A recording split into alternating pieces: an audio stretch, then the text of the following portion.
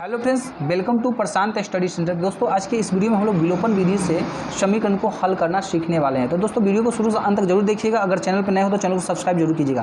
तो फ्रेंड्स, देख सकते हैं आप लोग समीकरण क्या है यहाँ पे। जैसे समीकरण पहला दिया गया है 3x प्लस में 4y इक्वल टू में 10, और सेकंड समीकरण क्या है 2x माइनस में 2y इक्वल टू में 2 है। तो कहने का मतलब ये फ्रेंड्स यह है, क्योंकि आपको विलोपन विधि से जो है ना, एग्जाम में क्लास 10th का जो मैथ का इंपॉर्टेंट ये क्वेश्चन होता है, ये आपको 2 से 3 नंबर का पूछा जाता है।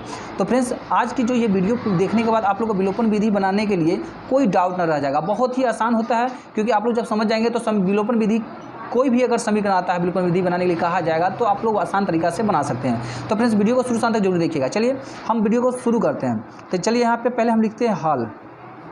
यहाँ पे हमने हल लिख लिया। करना क्या होता है, पहले आपको एक चीज़ ध्यान रखना होगा। ये क्या हुआ, इस समीकरण 1 हुआ, क्या हुआ समीकरण 1 हुआ, और ये क्या हुआ समीकरण 2 हुआ। तो फ्रेंड्स, यहाँ पे पहले आप लिख दीजिएगा क्या, तो समीकरण यहाँ पे लिख देते हैं समीकरण 1, समीकरण क्या हुआ 1 हुआ, और ये क्या हुआ समीकरण 2 हुआ। ठीक है, इस तरह से आप लिख दीजिएगा, बिल्कुल लिख दीजिएगा। चलिए यहाँ तक आप लोग समझ गए होंगे। फ्रेंड्स, इससे पहले वाले भी वीडियो में लगभग आप लोग समीकरण का, जैसे कि आपको ग्राफी विधि हो गया, विलोपन विधि हो गया, या प्रतिस्थापन विधि, या वज्र गुणन विधि, सारे बताया गया है। अगर नहीं देखेंगे तो वीडियो का लिंक जो है नीचे डिस्क्रिप्शन बॉक्स में मिल जाएगी, वीडियो आप लोग देख सकते हैं। ठीक है, तो चलिए समीकरण ये 1 हुआ और समीकरण 2 हुआ। फ्रेंड्स, विलोपन विधि में होता क्या है, देखिए ये जो हुआ ना, मतलब आपको ये 2 चर वाले रैखिक समीकरण होता है। क्या होता है, 2 चर वाले रैखिक समीकरण। 2 चर क्या होता है, तो देखिए यहाँ पे x और y जो दिया गया, क्या है ये चर हुआ, जिसका मान क्या होता है बदल जाता है। और जैसे अंक जो भी अंग्रेजी का जो भी अल्फ़ाबेटिक जो होता है, जैसे कि ABCD से लेकर Z तक, ये क्या होता है, ये चर होता है।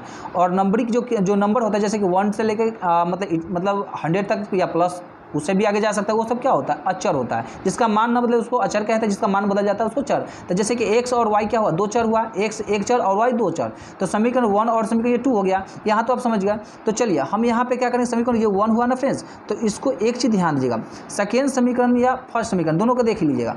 पहले समीकरण का अगर मान लीजिए हमें करने के लिए, इसको सॉल्व करने के लिए क्या करना होगा, ये सेकेंड जो समीकरण है इसका पहला जो ये 2 है, इसको हम 2 से इसको क्या करेंगे गुना कर देंगे। ठीक है, गुना हम लिख देंगे। और दूसरा समीकरण को सॉल्व करने के लिए पहला समीकरण का जो 3 है ये हम यहाँ पे लिख देते हैं, इसको गुना करना होता है। इतना आप लोग समझ गए होंगे। फ्रेंड्स, क्या करना होगा, सॉरी फ्रेंड्स, यहाँ पे आपको ये 4 लिखना होगा, यहाँ पे 4 लिख दीजिएगा। ठीक है, ध्यान दीजिएगा, क्योंकि हमने यहाँ पे ये 2 लिखा है हमने। ठीक है, तो कहने मतलब आप यहाँ पे जब इतना आप कर लेंगे तो आगे क्या कीजिएगा, देखिए सबसे मल्टीप्लाई करना होगा। 3 से अगर ये 2 से मल्टीप्लाई करते तो कितना होता है, तो 3 2 6 होता है, प्लस में प्लस है, 4 2 कितना होता है 8 होता है, तो 8y लिख दीजिएगा। इक्वल टू में क्या होगा, तो 10 2 कितना होता है 20 होता है, 20 लिख दीजिएगा। ठीक है, यहाँ तक आप लोग समझिए। पहला समीकरण हम सॉल्व किए हैं, जैसे कि ये 2 था ना, ये 2 को हमने यहाँ पे लिया है। ठीक है ना, तो कहने मतलब है ये 2 से हम सभी को इससे गुना किए हैं, इससे गुना करके यहाँ हम लिख दिया, इससे गुना करके हमने यहाँ लिख दिया। फिर सेकंड समीकरण को सॉल्व करने के लिए क्या करना होगा, जैसे ये 4 हमने यहाँ पे लिखा है, और इस 4 से जैसे ये अगर इससे मल्टीप्लाई करेंगे, जैसे 2 से 4 से करेंगे तो कितना 8 होता है, तो 4 2 8 हम लिख देंगे यहाँ पे। चलिए 8x लिख देंगे, माइनस है चिन्ह तो माइनस का ही दीजिएगा, और 4 2 कितना होगा 8 ही होगा, y के साथ होगा, इक्वल टू में 4 2 कितना होगा फिर 8 होगा। और एक चीज़ ध्यान दीजिएगा फ्रेंड्स, यहाँ पे जो होता है, यहाँ पे चिन्ह विलोपन में बदल जाता है। जैसे ये प्लस प्लस प्लस तो माइनस हो जाएगा, प्लस माइनस क्या होता है माइनस होता है, तो प्लस माइनस माइनस होगा तो माइनस ही होगा, ये घट जाएगा आपको, तो कितना हो जाएगा देख सकते हैं यहाँ पे, तो ये 0 हो जाएगा, ये कट जाएगा। प्लस प्लस माइनस हो जाएगा, माइनस कर देंगे, यहाँ पे माइनस करेंगे तो कितना होगा 12 हो जाएगा, और इसको अगर माइनस करता है तो 2x हो जाएगा, माइनस में 2x। कहने का मतलब यह हुआ, ये घटा है तो माइनस में 2x हुआ है, और ये घटा है तो 12 आया है। इतना आप लोग समझ गए फ्रेंड्स। अब चलिए यहाँ से आप x का मान निकाल सकते हैं, कैसे, तो देखिए यहाँ पे जो करना होगा, यहाँ पे आप ऐसे भी लिख दीजिएगा फ्रेंड्स, जैसे समीकरण लिख देंगे यहाँ पे, समीकरण ये समीकरण 3 हो गया, ये समीकरण 4 हो गया। ठीक है ना, तो यहाँ पे लिख दिया समीकरण 3 को क्या समीकरण 4 से लिख सकते हैं ना, समीकरण 3 को समीकरण 4 से क्या घटाने पर, तो समीकरण 3 ये था, समीकरण 4 ये।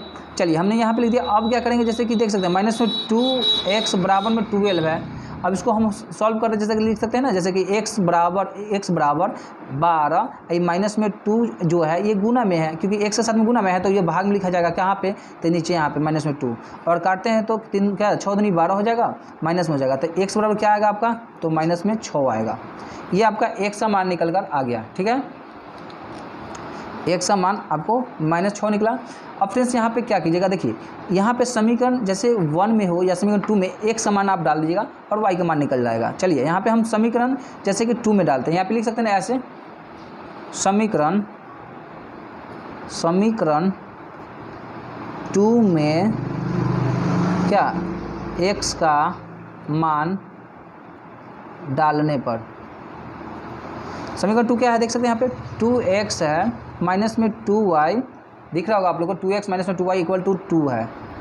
उसके बाद देखिए यहाँ पे x का जगह क्या डालिएगा आप, यहाँ पे माइनस में 6 है, ठीक है 2 है तो 2 लिख दीजिएगा, ठीक है 2 है तो 2 लिख दीजिएगा, गुने में माइनस में 6 है तो माइनस में 6 माइनस 2 गुने में y की जगह कुछ नहीं है तो y की जगह y ही रहेगा, ठीक है और बराबर में 2। उसके बाद क्या कीजिएगा फ्रेंड्स ध्यान दीजिएगा, यहाँ पे इससे अगर मल्टीप्लाई करते हो तो कितना 6 दूनी 12 तो माइनस में 12 हो जाएगा, माइनस 2y इक्वल टू 2। उसके बाद क्या कीजिएगा फ्रेंड्स, यहाँ पे माइनस में 2 है तो बाहर निकाल दीजिए इसको, माइनस में 2 इक्वल टू 2 है तो 2 ही रहेगा, ये प्लस में माइनस में 12 है, अगर बराबर के इस पर आता है तो प्लस में क्या हो जाएगा 12 हो जाएगा, ठीक है फ्रेंड्स। उसके बाद देख सकते हैं यहाँ पे y बराबर में दोनों को जोड़ते हैं तो 12 2 14 होता है, और ये माइनस में 2 था ना, बराबर के इस पर आ जाएगा तो माइनस में ये चिन्ह यहाँ पे फ्रेंड्स ध्यान दीजिएगा, तो यहाँ पे लिख देंगे इस तरह से माइनस में 2 और इसको काट देंगे तो 7 दूनी 14 कर जाएगा, ठीक है। तो y बराबर क्या निकलेगा देख सकते हैं यहाँ पे y बराबर में माइनस में 7 आएगा। ये आपका क्या निकला y का मान -7 और ये x का मान -6। तो फिर इस तरह से आप लोग विलोपन विधि से समीकरण को हल कर सकते हैं। आई होप कि आज की वीडियो अच्छी लगी तो वीडियो को लाइक शेयर कमेंट जरूर कीजिएगा। फिर मिलेंगे नेक्स्ट वीडियो में, तब तक के लिए जय हिंद।